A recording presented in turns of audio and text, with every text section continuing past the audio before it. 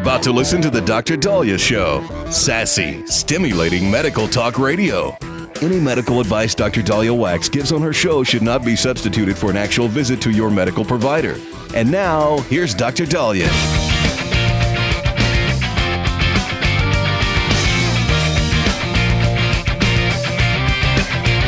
All right, we are back on the Dr. Daliah Show. Thank you all for tuning in. 1-877-Dr. 1-877-DOCDALI.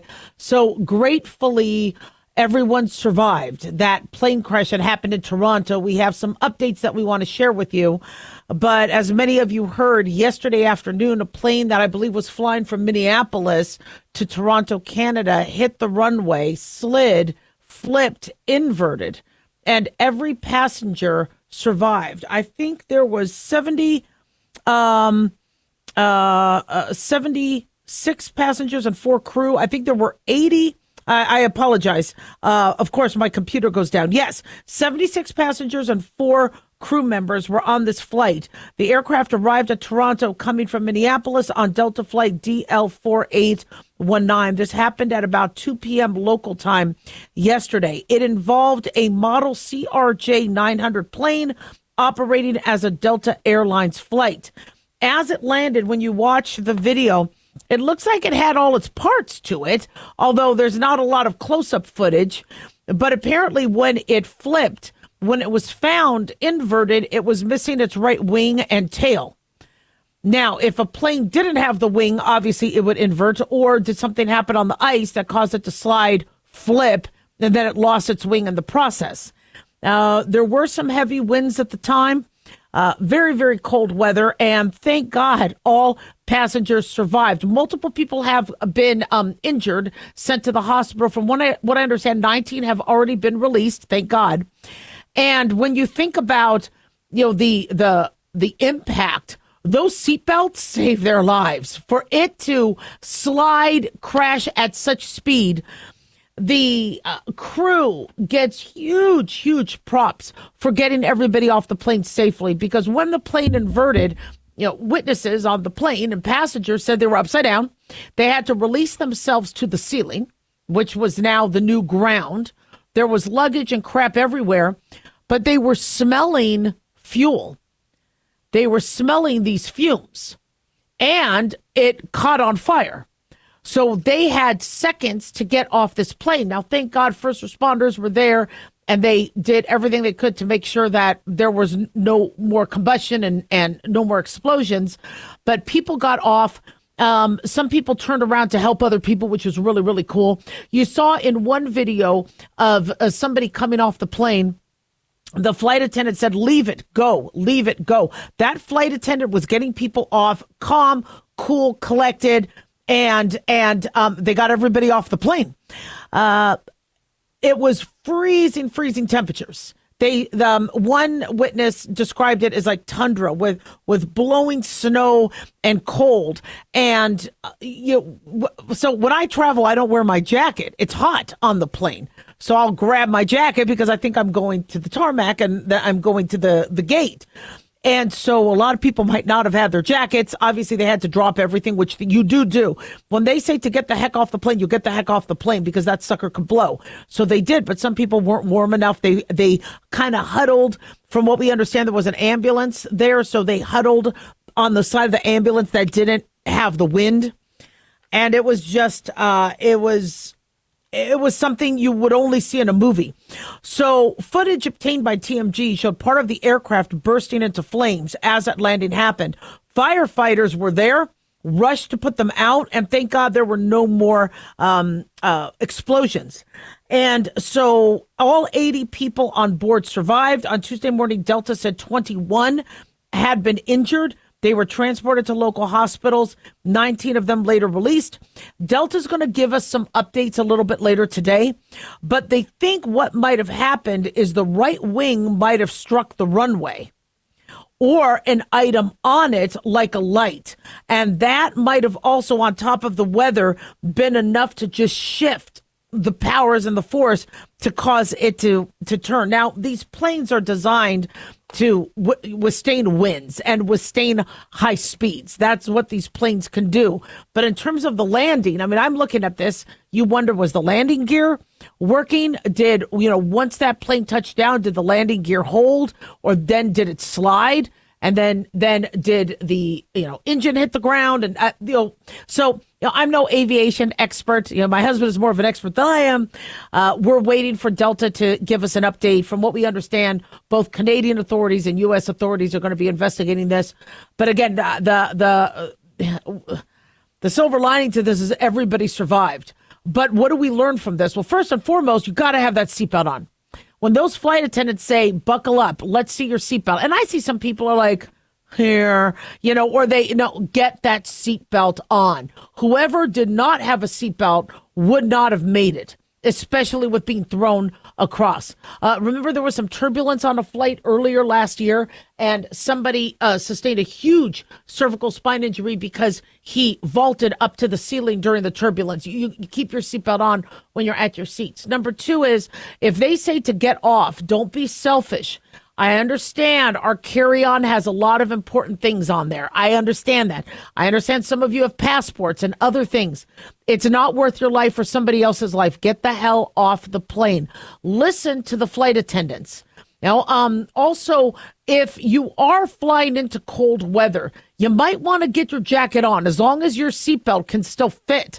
You might want to be warm and ready. God forbid anything happens on descent or on landing, such that you are dressed and ready to go. You make sure your shoes are on. I used to always take my shoes off on the plane. And they weren't stinky. It was just more comfortable. I felt I could sleep because I like being barefoot. But I stopped doing that years ago because if God forbid anything goes wrong, I need my shoes on my feet. So just make sure you're dressed. Also, if you are able to help others, be there to help others. Get away from the plane. You got to get away from a safe distance of the plane, but help others that are going to need help. And keep in mind that there could be hypothermia issues or trauma. By the way, people still could sustain concussions, even though they might not have hit their head because of all the jarring. So, be aware and help if you can. 1-877-DOC-DALIAH. Don't go away.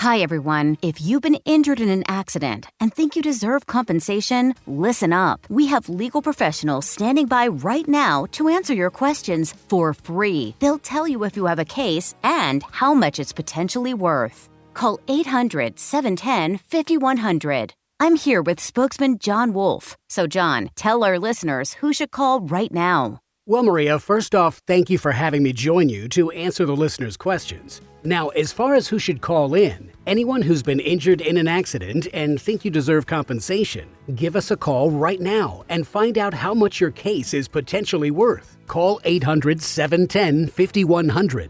Thanks, John. You heard it, folks. If you think you deserve compensation, call now to find out how much you qualify for. 800-710-5100. Advertisement sponsored by Legal Help Center. May not be available in all states. At Hot Shot Secret, we share the science behind common diesel problems. For example, diesel fuel cetane levels. The cetane rating in diesel fuel is 42 to 45. Most diesel engines operate more efficiently with a cetane rating of 48 to 50. One treatment of Hot Shot Secret Diesel Extreme will raise your cetane 7 points, increase fuel economy, and improve cold starts. Hot Shot Secret Diesel Extreme is available nationwide at truck stops, fine farm and auto stores, and online at hotshotsecret.com. Hot Shot Secret, powered by science. In a study, it was found that 33% of 44 herbal supplements had no trace of the advertised herb. Now, don't let that happen to you. Hi, this is Dr. Mitch. If you want to ensure quality, please go to totalwellness.com. Supplements made for physicians only now available to you too. totalwellness.com. helping you to look good, feel good, and enjoy total wellness.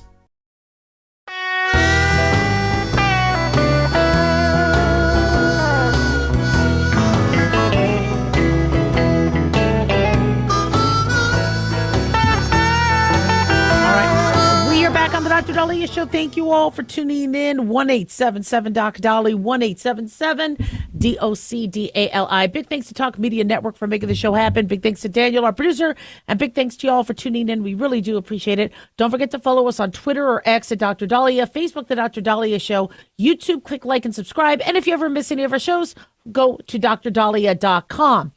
So Elon Musk has been working with Social Security Administration, working with the people in the federal government to find where waste, fraud, and abuse is. And he posted yesterday on Twitter, I saw this and almost fell out of my seat. He posted how there are millions of people on the Social Security database or rolls that are over 120 years old, over 130 years old. I think one is 300 years old, but we're talking millions of people that probably are not alive, really, and their deceased status. I guess what they had, how this happened is when somebody passes, it's Social Security gets notified, or they're supposed to be notified. The payments are supposed to stop. And it's supposed to immediately change that drop-down menu to deceased. And there's some drop-down menu entry that says false. And there are millions of people still on the Social Security rolls. Now, whether they're actually getting Social Security checks or not has been investigated now. But this is troublesome, not only from a financial standpoint, from a bookkeeping standpoint. So let me just kind of show you some of the numbers. So they say currently, between 0 to 9 years old, they have 38.8 million people. 10 to 19, 44.3 million. 20 to 29, 47.9 million. 30 to 39, 52.1 million. All right. So now when we get up to 60 to 69 million, or 60 to 69 years old, they have 46 million. Now, isn't there about, 328 million people in the United States? So already when you're looking at these numbers and you're adding them up, there's something immediately wrong. But 60 to 69, 60 years old to 69-year-old individuals, they have at least 46.3 million of them. Between 70 and 79 years old, they have 33.4 million. For 80 to 89-year-olds, they have about 15.1 million. That's a little high, but that's what they have. Age 90 to 99, they have 6 million. Age 100 to 109, they have 4.7 million. Now, we don't have a lot of 108, 109-year-olds. According to them, there are 4.7 million U.S. adults that are currently living 100 to 109 years old. Really? Then there are 3.6 million individuals who are 110 to 119 years old. 3.6 million. Where are they? There's 3.4 million. This is according to Elon Musk and his post on X. 3.4 million who are greater than 120 years old. 3.9 million between 130 and 139. Almost 4 million people are 130 plus years old. Are you kidding me? This is ridiculous. And nobody noticed this? How do you not notice this? There are 3.5 million people in the United States today, according to our Social Security Department. 3.5 million are over 140 years old. 1.3 between 140 and 149. How many people in our beautiful country are over 150 years old right now? 1.3 million. 1.3 million people, according to Social Security, are between 150 and 159. Now, the number drops. Apparently, our life expectancy drops after 159 because according to the Social Security, there's only 122,000 people over the age of 160 to 169. Now, I am dying to meet a 165-year-old. Now, somebody could say, well, no, that's, you probably, that's probably only 160. You're exaggerating and you're rounding up that they could be 165 years old. No, because get this. Apparently, in the United States, there are 6,000 people who are in the age range of 170 years old to 179. Where are they? Area 51? Which means, yes, we should be able to meet 165-year-olds. Why aren't we voting these people into office? You want to make America healthy again? Look at this longevity. We could be living to 170. What about 180? There's 695 people who are technically 180 to 189 years old, 448 people 190 years old. This keeps going. 879 people are currently in the United States who are over 200 years old, between 200 and 209. I never, in biblical time, did you live over 200? I thought like 120. There was, I think, 140. Did Abraham die at the age of 140? We are beating biblical, but get this. 866 people are between 210 and 219 in terms of age. But get this, it goes up. Our life expectancy goes up. There are 1,039 people who are currently living in the United States, 220 years old to 229. Wow.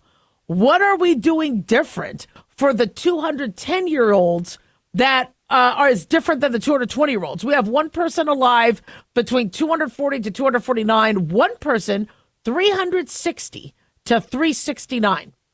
Really? Are you kidding me? Okay, this is stupid. This is ridiculous. So what does it mean? It means nobody is doing proper bookkeeping. Nobody cares. Now, I would hate to think that we haven't had Social Security for 300 years, or that person would have been then 200 some years. So I doubt all of them are collecting Social Security checks.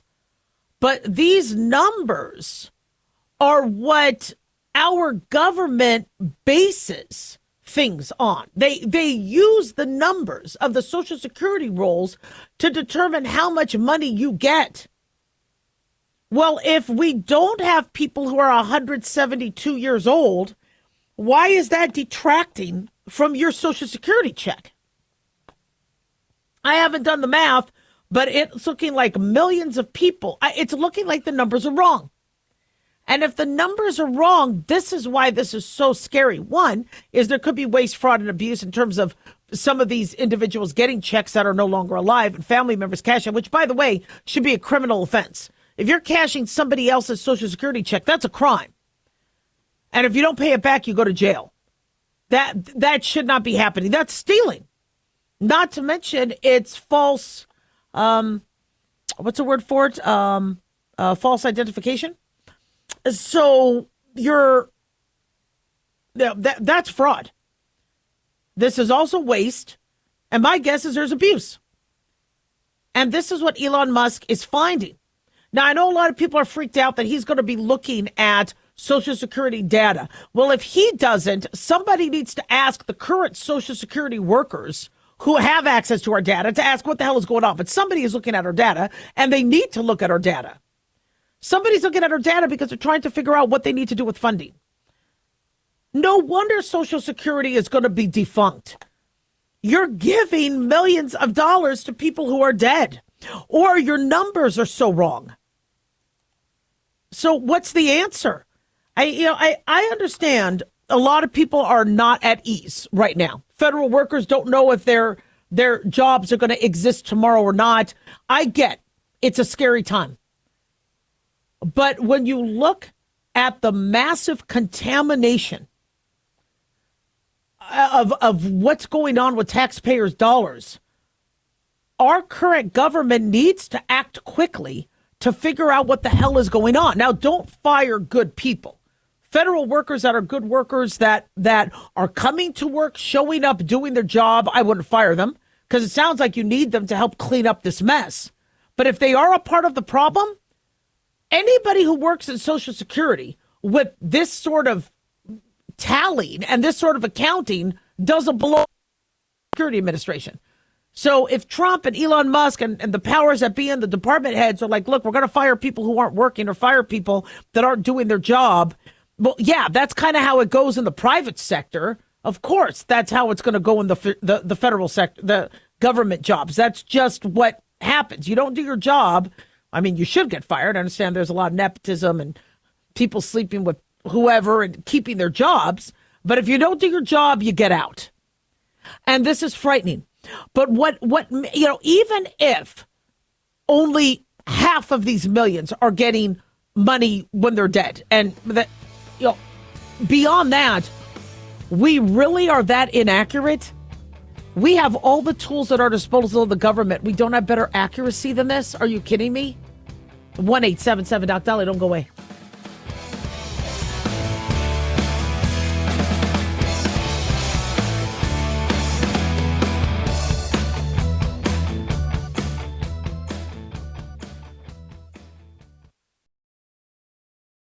Hi, guys. Dr. Daliah here. Addictions can sneak up on us and come in many forms, whether it's drugs, alcohol, sex, video games, porn, or something less obvious, such as food, internet, or shopping. Addiction can seem innocent at first and then evolve into an insurmountable evil. In our book, Addiction Basics, Caitlin Kalikas and I dive into the common addictions and provide tips for identifying and preventing these before they sneak in and take over our lives. Addiction Basics can be found on Amazon or my website, drdaliah.com. Check it out. Carl Amari here to tell you about our newest website for old-time radio lovers. It's 100radioshows.com. At this site, there are 5 old-time radio shows waiting for you to download free as our gift to you, and be sure to browse the additional 700 old-time radio shows available to you for 70% off by using the promo code RADIO at checkout. This is a limited-time offer, so log on to 100radioshows.com. That's 100radioshows.com.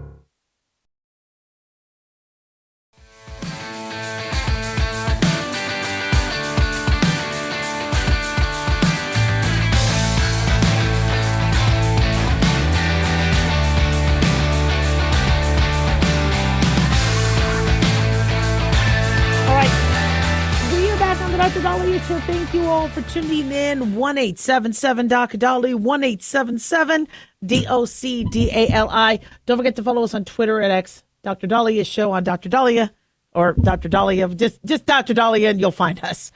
Okay, so we talk about things on the show that a lot of people don't talk about. And we will go there when we have to go there. And a concern a lot of seniors have is the following.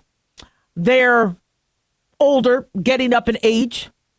They may have amassed a small amount of money that would be inherited by their children if they leave this earth, or maybe they don't have money.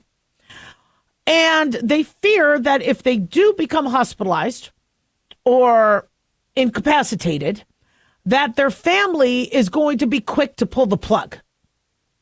Now, older individuals, people always say, oh, my grandma or my grandpa is getting paranoid. They're thinking we're going to kill them or we're going to let them go. And it is a thought that happens to older individuals. And the reason why this happens is many people have very strained relationships with their loved ones. There's a lot of frustration. Sadly, when people age, there's a lot of work that goes into caretaking. And the older individual will very logically think to themselves that the younger family members would be better off if they are gone. It's a frightening thought, but it's a thought that a lot of seniors have. And I can't tell you how many patients I've spoken to going, do you have family nearby? And I had one patient tell me, no, I'm not going to call my family because they're going to have them pull the plug. I don't want my family knowing. I'd rather strangers take care of me so I get out of the hospital. What a frightening thought to think that you having family would, choose to accelerate your passing. But sadly, they're hearing situations where, let's say, one of their buddies goes to the hospital. The nurse or the doctor comes out saying, look, we could take care of them, but this is going to be chronic. this is going to be recurrent and they're going to be suffering, we could make a decision together, to help end their suffering and not maybe put them on the machine or not put them on the ventilator or not, induce the coma. And there's a lot of family members who are like, well, I don't want them to suffer. So yeah, don't do it. So seniors are hearing these things going, well, is this going to happen to me? If I'm incapacitated, how do I make my own decisions? Well, it's a very simple fix. It's called a living will. You complete a living will when you're of sound mind that puts your requests in writing and puts your requests on paper legally. Now, I know a lot of seniors are like, but I'm not going to find it. I'm not going to have it. How do I show the hospital that? What if family or people say, oh, yeah, there isn't one, so just do not resuscitate and let them go? Then what I recommend to everybody is if you do your living will, and basically with the living will, it used to be a lot simpler. Now it's a little bit more complicated. They're giving you more choices. So you need to sit down with somebody who can explain those choices, either a doctor, an attorney, etc., where we will do CPR and we will try to keep you alive if this is something that could be reversible. We will continue pain medication. We will not withdraw food and nutrition. Or there's a do not resuscitate, where just if you think I'm gone, let me go. There's a lot of options. There's also lines where you could add, if you don't think the choices in the living will relate to you, there are lines where you could actually say, well, this is what I want. I want you to do full court press, but if I'm going to be in a coma for 3 months or 4 months, let me go. And so a lot of seniors are concerned that family members are going to be financially devastated and are going to be so concerned about the hospital bills that they'll say, you know what, let's just end this quickly.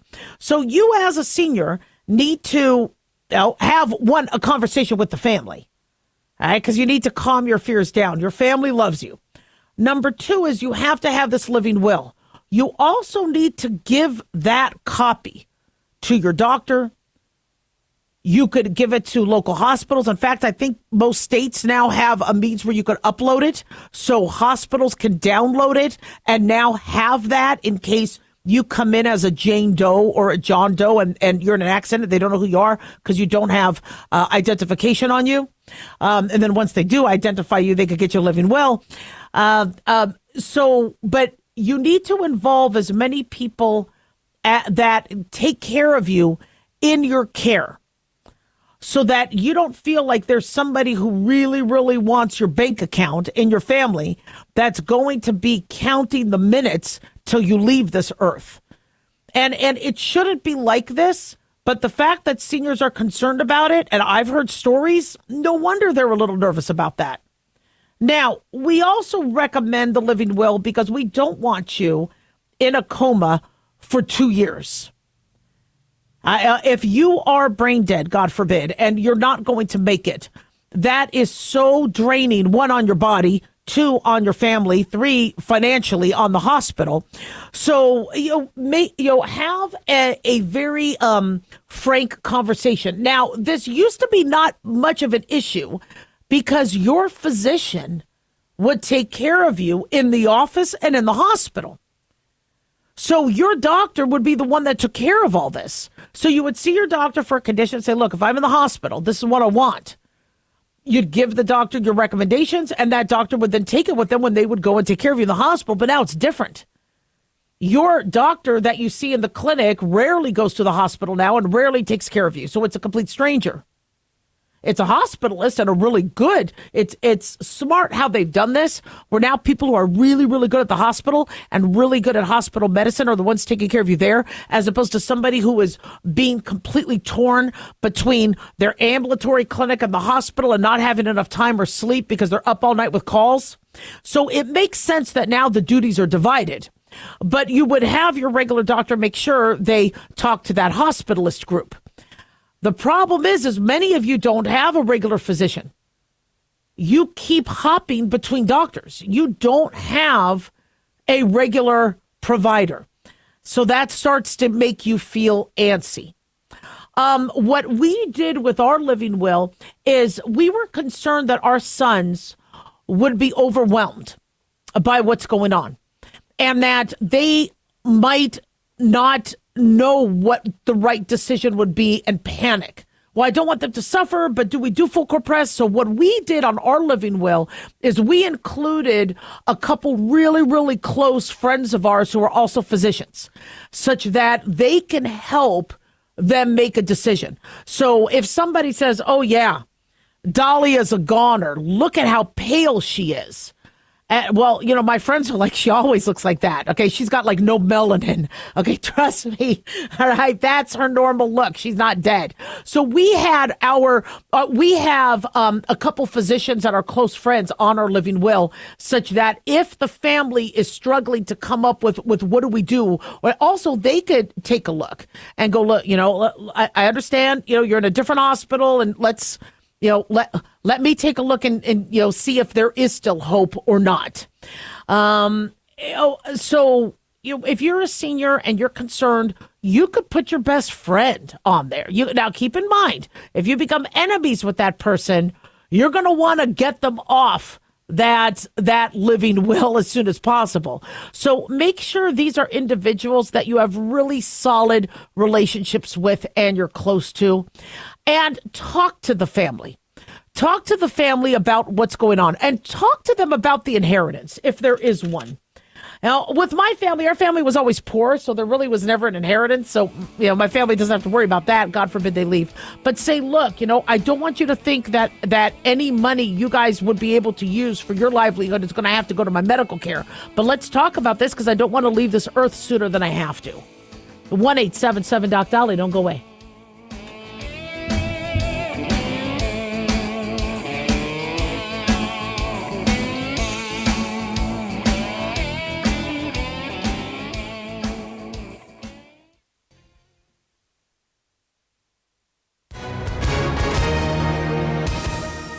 Hi, everyone. If you've been injured in an accident and think you deserve compensation, listen up. We have legal professionals standing by right now. They'll tell you if you have a case and how much it's potentially worth. Call 800-910-7500. That's 800-910-7500. Call now to find out how much your case could be worth. Advertisement sponsored by Legal Help Center. May not be available in all states. In a study, it was found that 33% of 44 herbal supplements had no trace of the advertised herb. Don't let that happen to you. Hi, this is Dr. Mitch. If you want to ensure quality, please go to totalwellness.com. Supplements made for physicians only now available to you too. totalwellness.com, helping you to look good, feel good, and enjoy total wellness. Self-reliance. It's not a phrase we hear much in our culture these days. It might conjure up images of pioneers, the West, rifles, strapping men, and strong women. But what does it mean for us in today's world? The New American Magazine has just released its latest collector's edition, Self-Reliance, Foundation of Freedom.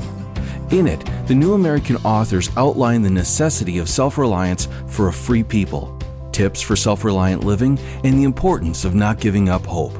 This unique edition includes articles on the self-sufficiency of the founders, preparing for a worst-case scenario, firearms, financial self-reliance, the importance of community, and many other topics by expert writers.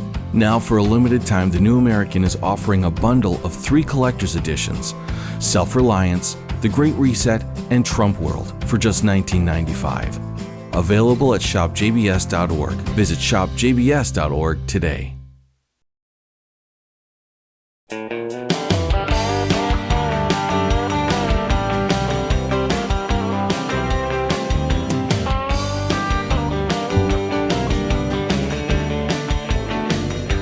All right, we are back on the Dr. Daliah Show. Thank you all for tuning in. 1-877-DOC-DOLLY, 1-877-DOC-DALI. So another big headline of the day after, obviously, the plane crash in Toronto, where, thank God, all 82 passengers, the 78 passengers and 4 crew survived. Another piece of breaking news is surrounding a hopefully start to the end of the Russia-Ukraine war. Now, there's been a lot of drama and some pretty delicate choreography around the what they call geopolitical maneuvering over the war.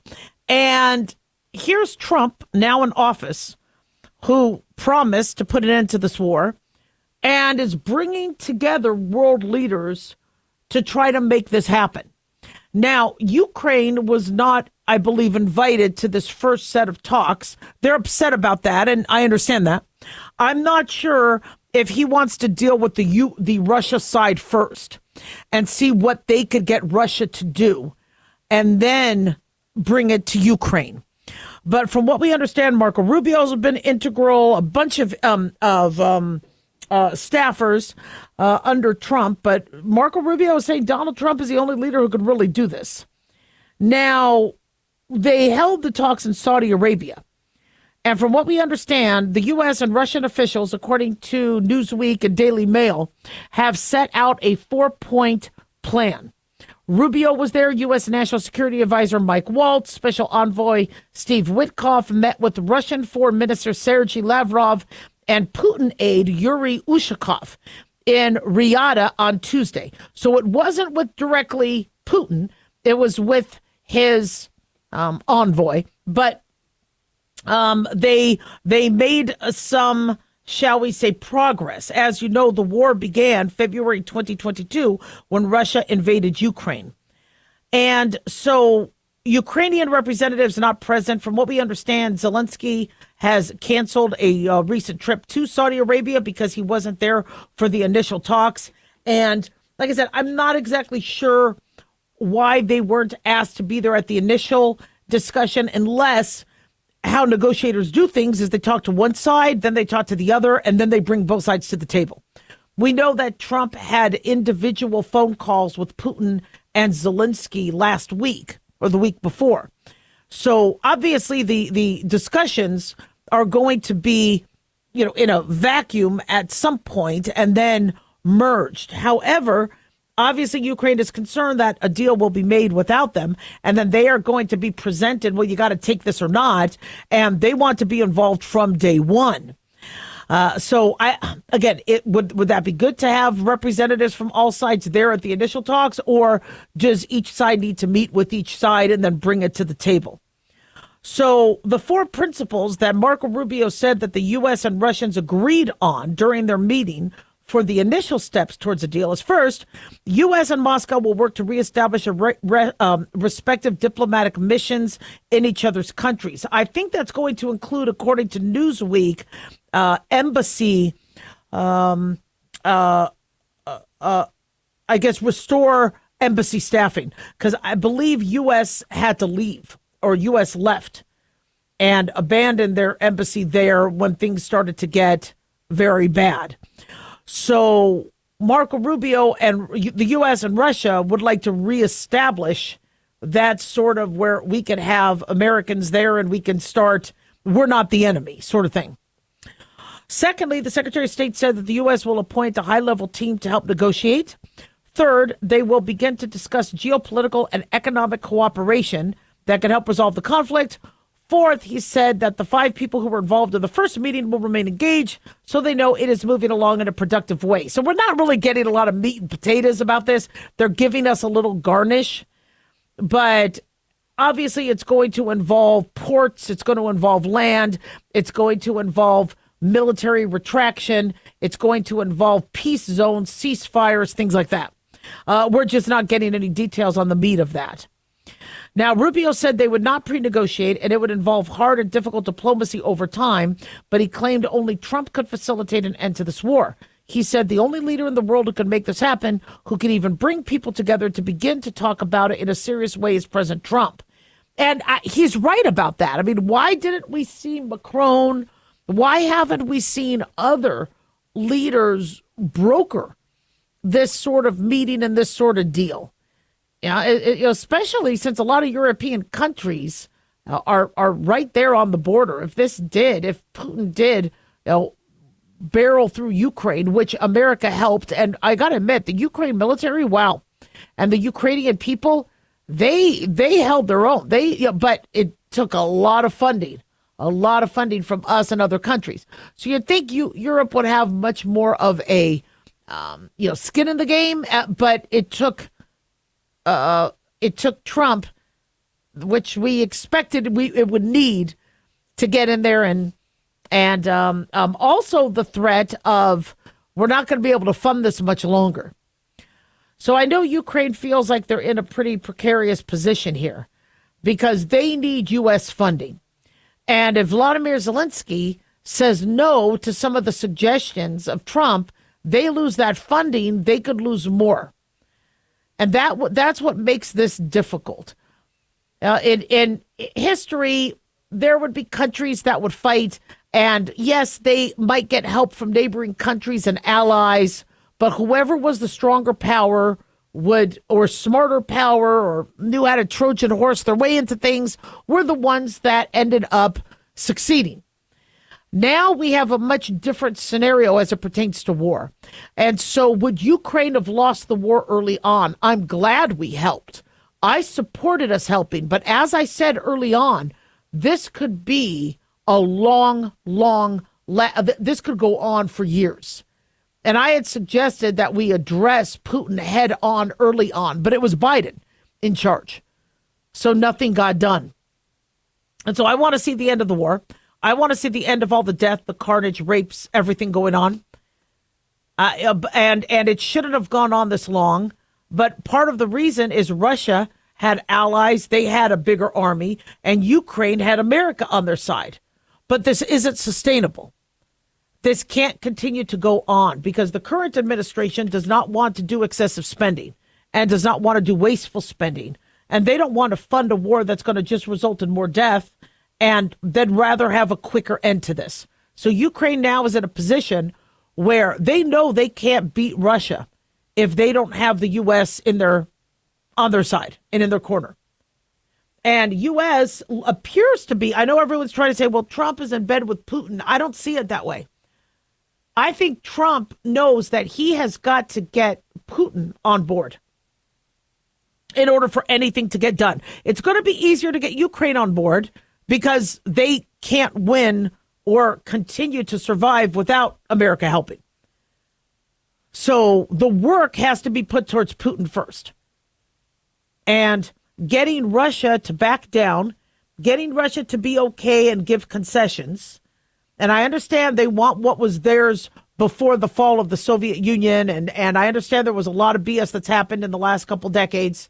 But there's got to be a way to broker peace. And I am really excited about Senator Marco Rubio being our Secretary of State. He is absolutely fantastic. And I've always been a fan. So I think, I think what's happening is as good as it could be. I understand there's a lot of media going after Trump for why isn't Zelensky there. If Trump wants to work quickly, it's not going to make any sense to have Putin and Zelensky on either sides of the table arguing, and that's not working. That's not working. I'm storming off. And then Trump wants success. And his art of the deal, he knows, I think he knows what he's doing. It's just, I think Ukraine is in a tough position because they didn't make the gains they needed to with the time and money they had. 1-877 Dr. Daliah.